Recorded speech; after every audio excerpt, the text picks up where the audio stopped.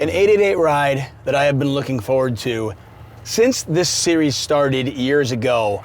We have the one and only Mike The Mouth.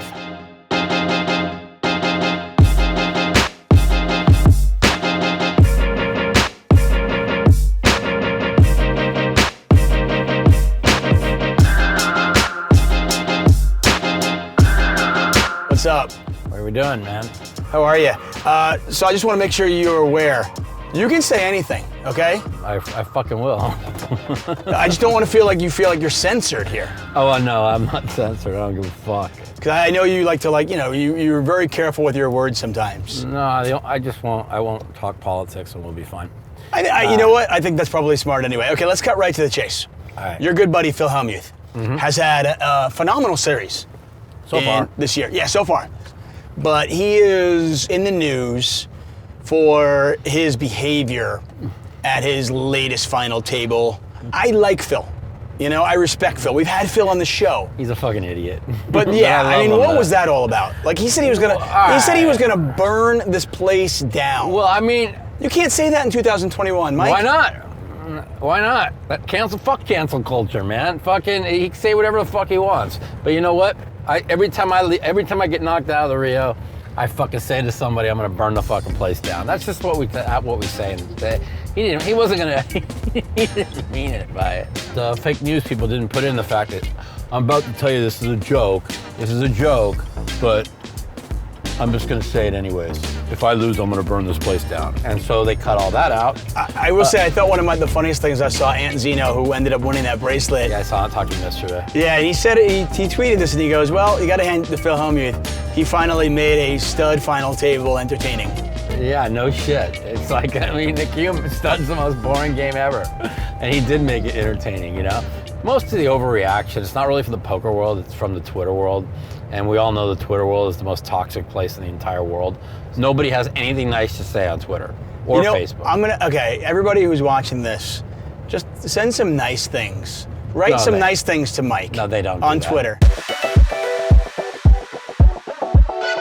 Let's talk poker for a second. You've been around the game for a while. You've won bracelets more than 20 years ago. I mean, you were a name way back when. And I'm still final tabling. And you're still final tabling, and you're still a big name.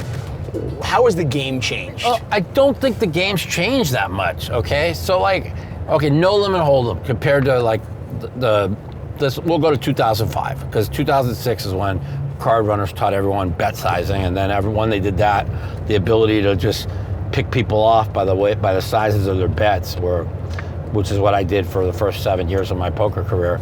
That went out the window. No matter what you do, like when you're at the table, I still spend the first 30 minutes focusing on the way they bet, they throw their chips in, because we're humans, man. Nobody understands. You could practice perfect betting the same all the time, okay? But if you follow people, you're gonna find something. You're just gonna find something. Like, I always look for something on the aggressive people, right? People who say, well, how do you know? It's called talent. It's like an instinct, an intuition that God gave me. And I'm very an instinctive player. That's why I struggle online so much. I've had one losing month playing live poker my whole life.